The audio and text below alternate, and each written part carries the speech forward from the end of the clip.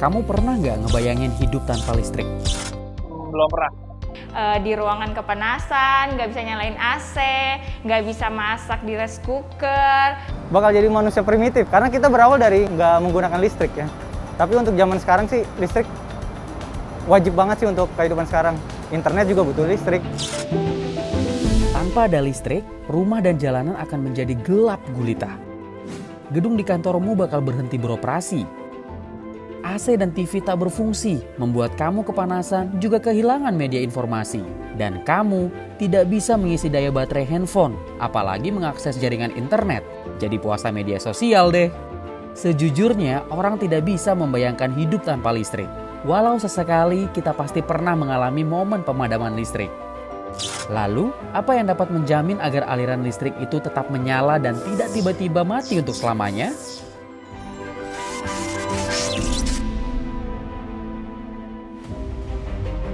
Pada 2050, kebutuhan listrik bakal melonjak 3 kali lipat daripada hari ini. Soalnya, urbanisasi dan industrialisasi bakal terus ada. Malah mungkin jauh lebih pesat daripada sebelumnya. Dan gaya hidup baru orang-orang untuk menggunakan peralatan serba elektrik bakal semakin terjadi. Yang penting diketahui soal pemakaian listrik, konsumsi rumah tangga adalah yang jadi juaranya. Bahkan lebih tinggi dari pemakaian listrik industri. Meski begitu, ada sekitar 500.000 lebih rumah tangga di Indonesia yang belum teraliri listrik loh. Kenapa bisa begitu ya? Kamu mesti membayangkan ini. Indonesia punya geografi negara yang unik. Sebuah kepulauan dengan lebih dari 17.000 pulau jelas adalah tantangan tersendiri dalam membangun infrastruktur elektrifikasi nasional. Tidak mudah membangun infrastruktur listrik ke wilayah tertentu di sebagian Indonesia Timur. Pasalnya, wilayah-wilayah yang belum terjangkau listrik tersebut berada di kawasan terpencil dengan kondisi medan yang sulit. Tapi dalam 6 tahun terakhir sih, rasio elektrifikasi itu sudah meningkat. Dari sekitar 84% pada 2014, kini sudah 99,20% wilayah di Indonesia yang tercatat mendapat pasokan listrik.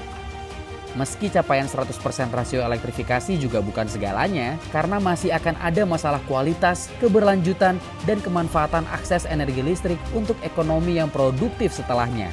Lantas, potensi apa yang Indonesia punya untuk mengatasi ini?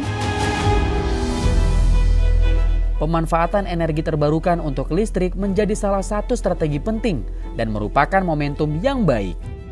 Ini seperti mendayung perahu, 2 pulau terlampaui. Ada beberapa alasan. Pertama, Indonesia kaya akan sumber potensi untuk energi terbarukan, namun belum optimal dimanfaatkan. Sebab pemanfaatnya energi baru dan terbarukan Indonesia saat ini 11%. Baru separuhnya dari target 23% pada 2025. Setidaknya ada potensi sekitar 422 GWh dari sumber energi terbarukan yang dapat diolah menjadi listrik. Itu setara hampir 6 kali lipat dari konsumsi listrik kita saat ini. Kedua, energi terbarukan dapat membantu di wilayah-wilayah yang tidak terjangkau listrik dan tidak tersedia sumber energi primer. Soalnya Indonesia membutuhkan investasi sekitar 43,7 miliar dolar untuk memperluas jaringan transmisi dan distribusinya. Ongkos yang besar itu punya alternatif lain dengan mengoptimalkan listrik dari sumber energi terbarukan. Ketiga, proyek energi terbarukan bisa jadi solusi untuk pemulihan pasca pandemi COVID-19.